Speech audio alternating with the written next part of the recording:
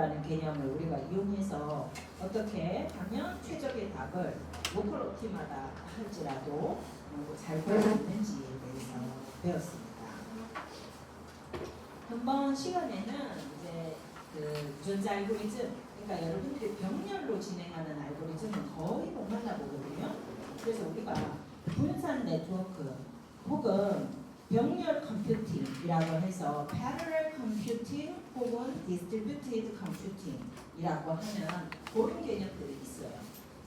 그런데 이제 전체적으로 봤을 때는 해당 개념들을 만나는 것이 거의 뭐 학부 수준에서는 불가능하고요. 분산 컴퓨팅이라는 수업을 듣지 않는 이상. 근데 우리가 그 GPU 같은 경우에는 병렬 연산하잖아요. parallel computing 하잖아요. GPU에는 GPU 자체가 4,000개, 10,000개 이렇게 달려있잖아요. 그렇기 때문에 계산 유닛이 10,000개씩 이렇게 달려있으니까 얘들은 기본적으로 병렬 컴퓨팅이라고 parallel. 그런 컴퓨팅 디바이스를 여러분들이 게임하느라고 웬만하면 다 갖고 있겠죠. 그럴 경우에는 이제 이런 지네틱 알고리즘처럼 병렬로 뭔가 처리하는 알고리즘하고 병렬 컴퓨팅하고 묶어가지고 한꺼번에 돌리게 되면 굉장히 글로벌 옵티마에 가까운 그런 이제 결과물을 최종적으로 얻을 수가 있는 거예요. 그래서 우리가 지네틱 알고리즘이라고 하는 패러렐 컴퓨팅과 관련된 알고리즘을 이제 아마 학부 수준에서는 처음이자 마지막으로 다룰 수 있을 것 같은데 한번 시간에 아주 상세하게 다루죠. 그래서 우리가 바이오 인스파이어드, 그러니까 생명 기반 컴퓨팅 기술들도 있거든요. 그런 기술 중에 그 핵심 알고리즘으로 기회가 있는데요. 기존의 체스에서 성공적인 마지막 그림을 찾는 데 있어서는 스텝 바이 스텝으로 움직였던 거예요, 여러분들이. 그러니까 체스판 하나, 그 다음 체스판 하나, 그 다음 체스판 하나 식으로 계산으로 치면 순서적 계산을 했던 거예요. 그래서 지금 현재 내가 계산해 보면 얘들끼리 파이팅하는 수 H가 12야. 그러면 그 다음에 어떻게 하냐면 내가 뭔가를 계산해서 하나를 옮기는 거예요. 하나를 옮겨놓고 그 다음 체스판 하나만 그 상태에서 다시 힐 클라이밍 같은 걸 해가지고 제일 좋은 체스판 하나를 또 고르는 거야. 그래서 얘를 움직여. 그런 다음에 체스판 하나를 다시 보는 거죠. 이렇게 체스판 하나로 이런 걸 우리가 시리얼이라고 하잖아요. 그래서 병렬이 아니고 패러렐이 아니고 시리얼 컴퓨팅을 해봤던 거예요. 지금까지 계속 시리얼 컴퓨팅을 하는 거예요. 하나만 하는 거예요. 하나 계산. 그런데 우리가 이제 의문이 드는 거죠. 우리가 시리얼하게 하나만 보지 않고 population, 그러니까 population은 인구란 뜻이에요. 인구. 그래서 여러 개의 집단을 한꺼번에 돌릴 수는 없을까라고 생각을 하게 된 것이고요. 그러면 사람이 evolution 하잖아. 사람이 진화하잖아. 그래서 우리가 사람의 개체 하나하나가 개발되면서 최고의 인력을 만들어 나가듯이 그러한 기법을 한번 모사해보자라고 한 거예요. 모사. 그래서 유전자 알고리즘을 찰스 다윈의 Natural Evolution, 자연 진화의 기법을 우리가 어떻게 하면 컴퓨팅 환경으로 비슷하게 갖고 와서 따라해볼 수 있을까? 이것이 뉴럴 네트워크나 딥러닝하고도 같은 개념이에요. 뉴럴 네트워크도 신경망도 사람이 생각하는 뇌의 구조를 어떻게 하면 우리가 모사해서 똑같이 만들 수 있을까라는 것을 고민해서 그 뉴런이라고 하는 디자인들을 연결해가지고 계산하는 거였잖아요. 마찬가지로 사람이 발전하는, 사람이 진화하는 이 과정을 컴퓨팅 방식으로 모사해보는 거죠. 그래서 적자생존하게 해보자 라고 한 겁니다. 그래서 지난 시간에 잠깐 보여줬는데 이 크로모솜이라고 하는 디자인을 가지고 진행해보자라고 하는 거죠. 그래서 여러분들이 1학년 때 C 프로그래밍 할 때 스트럭처라는 구조를 해봤을 거예요. 구조체라고 하는 거 해봤을 거예요. 대학교 수업을 했던 학생들은 스트럭처를 어렵지만 많이 다뤄봤어요. 스트럭처 혹은 오브젝트 오리엔티드로 뭐 파이썬이나 C++를 한꺼번에 갑자기 배운 학생들은 완전 베이스 그 C부터 안 올라오고 하이 레벨 랭귀지부터 배운 학생들은 클래스라는 개념을 배웠을 텐데 그 클래스라는 개념하고 같은 개념이에요. 랭귀지로 치면. 그래서 클래스 혹은 스트럭트 이런 개념으로 우리가 크로모솜이라는 걸 생각하면 됩니다. 그래서 그때 열심히 많이 잡았던 학생들은 금방 이해할 것 같은데 그래서 이제 이 크로모솜이라는 거는 이렇게 길쭉하게 생겼지만 하나의 실뭉치 같은 거예요. 실뭉치가 길쭉한 실뭉치가 있는 거예요. 그래서 실뭉치의 끝에는 이렇게 실을 딱 빼낼 수가 있는 포지션이 있잖아요. 무조건 있게 돼 있어요. 그래서 그 파트를 딱 잡고 쫙 길게 늘어뜨리면 하나의 긴 원사야. 이 원사가 단백질 원사, 프로틴. 그래서 이 단백질 원사가 이렇게 뭉쳐갖고 길쭉하게 있는 거예요. 이게 크로모솜. 이 안에 생명에 관한 모든 비밀이 다 들어있는 거예요. 그래서 유전자 시퀀싱을 알아낸다고 하잖아. 그게 이 안에 무슨 시퀀스가 들어가 있는지를 다 밝혀낸다라는 뜻이거든요. 요 안에서 의미 있는 그룹들이 있어요. 좀 밝혀놓으면 굉장히 많은 조합이 있죠. 얘들의 이 두 개가 뭉쳐서 무슨 역할을 할까? 요 세 개가 뭉쳤을 때 무슨 역할을 할까? 혹은 요 앞에 두 개랑 요 뒤에 두 개가 뭉쳤을 때 무슨 역할을 할까? 이거를 알아내는데 계산량이 어느 정도 되겠어요? 인간 유전자를 가지고 조합 계산을 해야 되겠죠. 두 개씩 뽑아냈을 때 얘들이 무슨 역할을 하는지, 세 개씩 뽑아냈을 때 무슨 역할을 하는지, 네 개씩 뽑아냈을 때 무슨 역할을 하는지 그래서 암에 특이적으로 반응하는 유전자를 찾아내는 일은 계산 비용이 아주 높습니다. 그래서 우리가 학문 분야가 있는데 바이오 인포마틱스라는 학문 분야가 있거든요.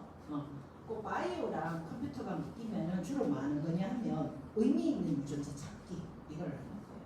이거 조합 최적화 문제라 가지고 계산량이 계산 못할 수법은 10억짜리 주고 하고 그 해봤잖아요. 여러분들 인생에 자식들이 다 도는데도 하기 힘들다. 그럼에도 불구하고 일부는 이제 그걸 누가 하겠어? 이걸 이제 계산으로 하기도 하고 일부는 계산하는 거야. 그리고 또 일부는 사람이 직접 아마도 요 세트가 의미 있을 것 같아 라고 해갖고 요 파트를 딱 떼내가지고 실제로 실험실에서 하나하나 실험해 보는 거예요. 이게 암에 관련이 있나 없나 이렇게. 그거는 바이오 전공자들이 암과 관련된 유전자를 찾는 방법이고요. 엔지니어들이 하는 암과 관련된 유전자를 찾는 방법은 여러분들이 지금까지 배웠던 클릭을 이용해서 서칭하는 거예요. 자, 그래가지고 결국은 찾은 거야. 그래서 1분을 찾은 거야. 그래서 요 페어가 의미 있더라. 진 1 이름 붙이고요. 요 페어가 의미 있더라. 진 2 이렇게 이름을 붙이는 거예요. 그래서 유전자, 관련 유전자가 어떤 암에 영향을 준다라고 할 때 걔들마다 유전자 이름이 달려있고 그 포지션이 어딘지가 나오는 거예요. 자, 이러한 크로모솜과 유전자, 의미 있는 생각의 단위, 의미 있는 정보의 단위라고 하는 거를 이게 우리가 이제 실제로 컴퓨팅을 할 때 크로모솜으로 디자인을 해주는 겁니다. 그러면 나는 스트럭처로 크로모솜 하나 디자인할 거야. 클래스로 크로모솜을 하나 디자인할 거야. 디자인하는데 그 안에 진 1, 진 2, 진 3 내가 몇 개의 진을 이 안에 의미 있게 쓸지는 나한테 이제 결정되는 거예요. 그러면 여러분들이 체스 문제를 유전자 알고리즘으로 풀고 싶어. 풀 수 있어요? 체스판은 이제 그 8개, 8퀸 프로그램. 그래서 8개 퀸이 있는 거는 여러분들이 체스판은 잘 아는 거예요. 그래서 이제 유전자 디자인을 이용해가지고 한꺼번에, 아까는 판 하나하나로 불었잖아요. 판 10개 한꺼번에 돌리고, 판 100개를 한꺼번에 돌린다면 이렇게 돌리고 싶은 거예요. 그랬을 때 내가 크로모좀 디자인을 어떻게 할까? 이 염색체를. 염색체 안에는 많은 정보가 있지만 그 중에 의미 있는 단위인 유전자 단위로 잘라놓고 처리할 거예요. 그럼 여러분들이 이제 뒤에 있는 모든 게 엔지니어 마음에 따라서 디자인하게 되어 있습니다. 여러분들이 창조자가 되는 거야, 이 세계에. 그래서 몇 개의 진을 쓸지 결정해야 돼요. 자, 그래서 나는 8개의 퀸이니까 8개의 퀸으로 퀸 하나하나마다 정보 의미가 있을 거야 라고 해서 8개의 퀸으로 유전자를 디자인하는 거예요. 그래서 첫 번째 퀸 정보, 두 번째 퀸 정보, 세 번째 퀸 정보. 그래서 나는 8개의 유전자 정보를 갖고 있는 크로모점을 디자인할 겁니다. 이렇게. 그러면 여기에 하나, 둘, 셋, 넷, 다섯, 여섯, 일곱, 8개 맞네. 그래서 8개 무슨 퀸에 대한 정보가 들어있는 거예요. 이게 체스판 하나에 대한 정보인 거죠. 우리가 유전자 정보가 셋업이 다 된 거야. 그 안에 무슨 정보가 다 들어가 있어. 이렇게 1, 2, 3, 4 이렇게 탁 들어갔어. 유전자의 이름은 first 퀸, second 퀸, third 퀸인 거예요. 거기에 어떤 유전자가 정확하게 들어가 있느냐, 값이 탁탁탁탁 채워지는 정보에 따라서 실질적으로 코가 높은 사람이 나올 수도 있고 눈이 작은 사람이 태어날 수도 있고 그런 거거든요. 다 눈이라고 하는 그 정보는 다 갖고 있어야 되는 거예요, 사람이랑. 근데 거기에 무슨 정보가 정확하게 들어오느냐, 어떤 숫자가 채워지느냐에 따라 발현은 달라질 수 있는 거예요, 표현. 그래서 우리가 똑같은 인간 유전자를 다 갖고 있지만 우리 박재현 학생의 경우에는 눈, 코, 입에 대한 정확한 밸류가 그 안에 숫자를 가지고 있는 거예요. 그냥 박재현 같은 경우는 생기는 거죠.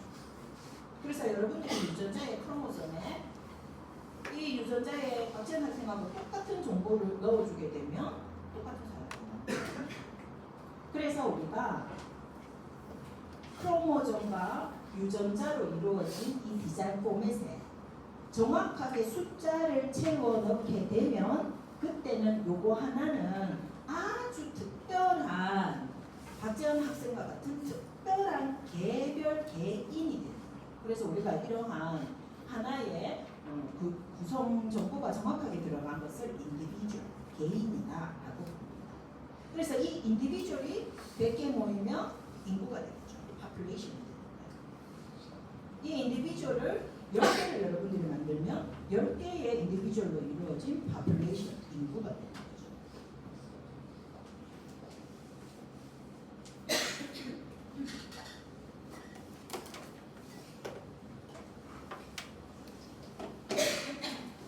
보통 이 유전자 알고리즘도 한 3개월 이상 배웁니다.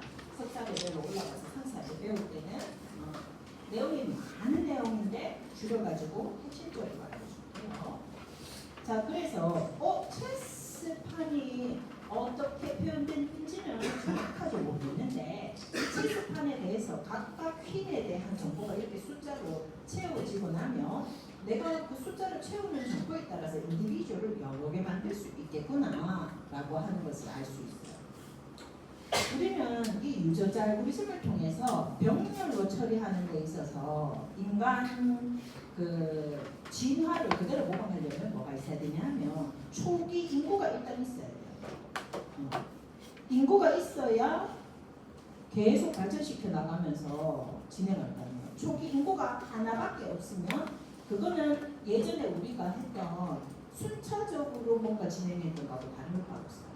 그래서 초기에 하나가 아닌 여러 개의 인디비주얼로 이루어진 파퓰레이션을 구성해야 된다. 그리고 그 중에서 피트니스가 적자를 찾아내기 위한 계산이에요. 적합도. 피트니스가 적합도. 그래서 이 피트니스가 가장 높은 것을 우리가 적자라고 부르는 거예요. 그래서 다 다윈의 에볼루션은 적자 생존이잖아. 그래서 적자를 알아내야 돼. 적자. 그래서 이제 피트니스를 계산할 수 있는 정보가 있어야 되고요. 그리고 우리가 자손을 생성했어. 여러분들이 결혼해서 자손을 다 낳았어. 그런데 이것은 설국열차예요. 인간계는 설국열차예요. 그래서 다 살아남는 것이 아니고 그 중에 일부만 살아남는 거예요. 그래서 셀렉션, 선택을 어떻게 할 건지에 대한 전략이 필요합니다. 선택. 그래서 태어나면 경쟁 안 하고 살고 싶은데 죽을 때까지 경쟁해야 돼. 나도 마찬가지다. 그거는 태어났으면 여기는 내추럴 자연계이기 때문에 이 피트니스와 그리고 셀렉션이 있다. 이게 없을 거야. 아, 절대 없을 거야 라고 부정하고 살 수 없어요. 자, 그래서 셀렉션 전략이 있어야 되고요. 이 알고리즘에는 또 결혼을 위한 크로스오버. 크로스오버는 한국말로 교배예요. 교배. 그래서 이 크로스오버, 결혼을 어떻게 시켜서 유전자를 어떻게 발전시킬 것인가에 대한 또 전략이 필요합니다. 크로스오버. 그리고 아주 중요한 전략 중에 하나가 뮤테이션이에요. 적자와 적자끼리 만나가지고 결혼하면 적자가 나올 것 같지? 그나마 나쁘진 않겠죠. 어떻게 섞이느냐 이게 좀 최적화 문제라 가지고 나쁘진 않겠죠라는 가능성이 있을 뿐이지 나쁘게 발생할 수도 있어요. 근데도 왜 우리 인간은 결혼해서 계속 자손을 생성할 때 우리 생각에 더 강한 어떤 대체가 생겨나는 것 같지? 왜 그런 찬스가 우리한테 오는 거지? 라고 할 때 키 작은 두 분의 부모가 결혼해서 정말 키 큰 사람이 태어나는 거잖아요. 그래서 우리의 상당 부분 많은 삶은 뮤테이션에도 의존하고 있어요. 그래서 뮤테이션 전략까지 모두 다 이 유전자 알고리즘의 통합적으로 다 사용합니다. 그래서 이니셜 파퓰레이션, 적합도, 선택, 크로스오버, 그리고 뮤테이션까지 결혼해서 자식을 낳는 데까지. 자식이 낳았으면 그 자식이 또 어떻게 하겠어요? 결혼을 해야 되겠죠. 결혼을 해서 자녀를 또 낳는 거야. 그래서 이 offspring, 자녀가 다시 어떻게 파퓰레이션을 구성하고 피트니스, 선택, 그 자녀가 다 살아남는 게 아니라 일부가 선택되고 다시 결혼하고 그리고 다시 뮤테이션 되고 뮤테이션 없는 사람도 당연히 있습니다. 무한히 순환하는 거예요. 이렇게 기본적으로 우리가 알고리즘을 구성했을 때 이것을 유전자 기반 알고리즘이다라고 얘기합니다. 그래서 GA 안에는 확실하게 몇 개 컴포넌트가 있어야 되는데 그것이 이것이다.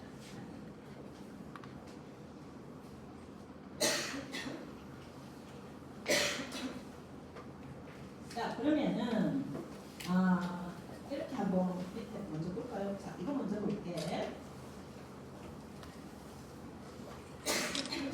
자, 우리가 퀸이 놓여져 있는 체스 보드가 하나 있어요. 얘가 정답은 아니야 지금. 우리 정답으로 가고 싶어요. 그랬을 때 내가 이것을 유전자 알고리즘으로 크로모점에 구체적인 숫자를 대입한 인디비주얼, 개인으로 만들려면 이렇게 만들어보면 되는 거죠. 첫 번째 보면은 두 번째 칸에 퀸이 있다. 첫 번째, 세 번째 3, 2, 7이죠. 얘가 예, 두 번째 3, 2, 7, 5, 2, 4, 1, 1 요 인디비주얼. 그러면 세 번째 퀸이 있다. 두 번째 퀸이 있다. 7번째 퀸이 있다. 5번째 퀸이 있다. 2번째, 4번째, 첫 번째 퀸이 있다라고 하는 정도입니다. 표현 가능하겠죠? 이렇게. 그래서 지금 첫 번째 체스 보드에 대해서 유전자 알고리즘으로 디자인해서 인디비주얼 하나로 표현할 때 이렇게 표현할 수 있다는 거예요. 가능하죠. 자, 그러면 이렇게 하고 나중에 비전으로 여러분들한테 보여줄 때 이 체스 보드의 각각의 포인트에 퀸이 보이도록 만들어주면 되는 거잖아요. 그래서 내부적으로 주의를 돌아갈 때는 숫자를 이렇게 표현됩니다. 그러면 이제 두 번째 이 체스판은 인디비주얼로 표현할 때 어떻게 표현하면 되겠어요? 숫자로 2, 4, 7, 4 첫 번째 인디비주얼이네요. 2, 4, 7, 4, 8, 5, 5, 2 가능하겠죠? 그래서 이 체스 보드를 각각의 인디비주얼로 이렇게 표현해내고요. 그러면 초기에 여러분들이 체스 보드를 몇 개부터 시작하고 싶어요? 어떤 친구는 100개부터 시작하고 싶고 어떤 친구는 10개부터 시작하고 싶은 거야. 나는 초기 인구를 4개부터 시작할 거예요. 그럼 어떻게 하냐 하면 각각의 포지션을 0에서 1에서 8 사이 숫자로 랜덤 숫자로 제너레이트를 4개만 하는 거예요. 가능하겠죠? 아주 럭키하면 4개 생성한 것 중에 정답이 있는 거예요. 근데 대부분은 그렇지 않겠죠? 그래서 4개의 체스 보드를 초기에 만들어냈고요. 이것을 우리가 초기 인구라 해서 initial population이다 라고 얘기를 합니다. 초기 인구. 그래서 초기 인구를 한 100개에서 시작하고 10,000개에서 시작해도 돼요. 10만 개에서 시작해도 돼요. 그리고 여러분들이 뒤에 있는 패러럴 컴퓨팅으로 CUDA 프로그래밍을 하게 되면 GPU에서 GA를 지금 4개잖아요. GA를 2개 잘라서 돌릴 수 있어요. 돌아가는 방식이 똑같기 때문에. 자, 그래서 이렇게 마지막에 만들어낸 4개를 초기 파퓰레이션이라고 하고 요 각각의 체스보드를 우리가 인디비주얼, 개인이다라고 부른다는 거 이제 알겠죠.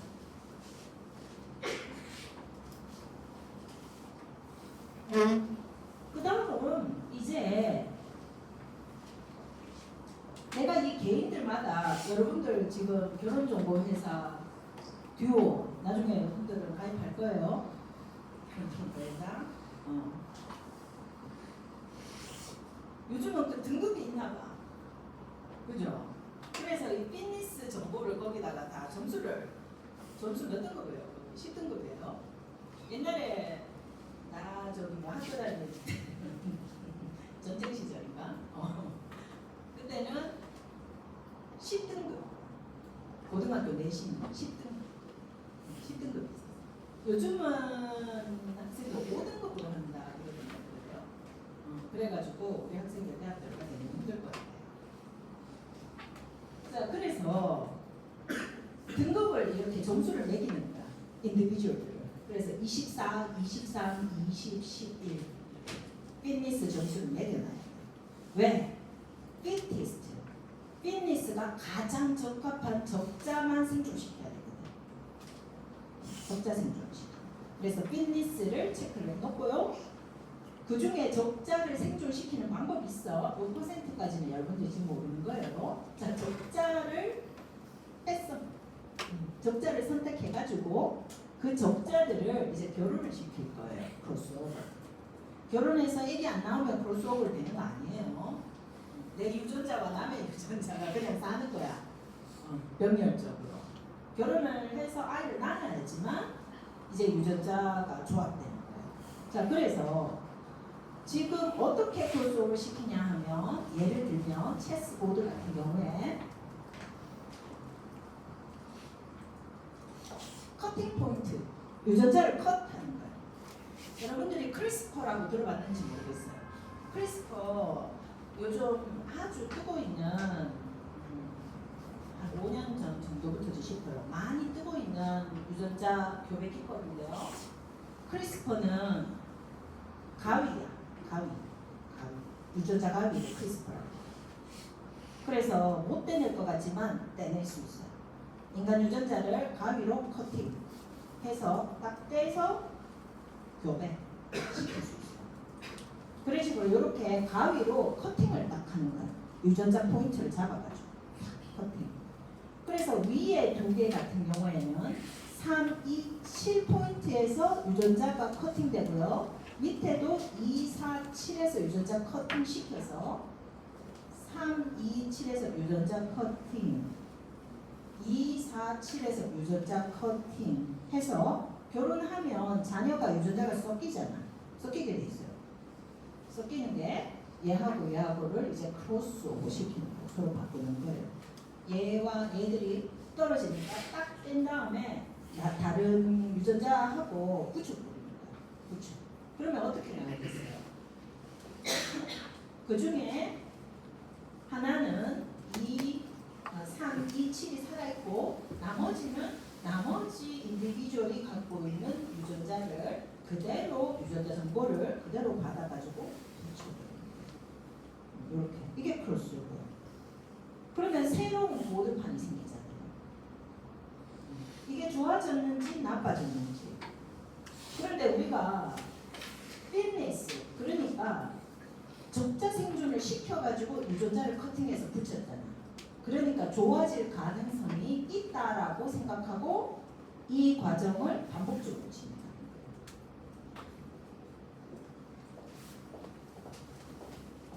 근데 하나가 아니고 여러 개를 한꺼번에 돌린다는 거죠. 여러 개를 한꺼번에. 그런 다음에 이제 마지막에 offspring이라고 하거든요. 이 자녀가 생겼잖아. 그럼 이 자녀의 특정 파트를 뮤테이션 시키는 거예요. 그러니까 변이를 시키는 거예요. 변이를 시켜줌으로써 우리가 같은 가족 계열 내에서 결혼을 하게 되면 생각보다 유전자 변이가 아주 바람직하게 잘 안 되죠. 어떤 경우가 더 바람직합니까? 가족의 그 이 직계를 벗어나서 남하고 결혼을 하는 것이 유전자가 훨씬 더 강하게 발전하는 데 도움이 돼요. 그런 형태로 내가 계속 유사한 그룹하고 뭔가 진행을 하게 되면 우리가 이때 로컬 옵티마에 쉽게 빠진다. 로컬 옵티마. 더 이상 못 나가는 거야. 더 이상 더 좋은 객체로 못 나가고 로컬 옵티마에 빠져버려. 그 유전자에서 똑같은 거예요. 그렇기 때문에 이 로컬 옵티마를 벗어날 수 있는 방법은 어디론가 내가 튀어야 돼.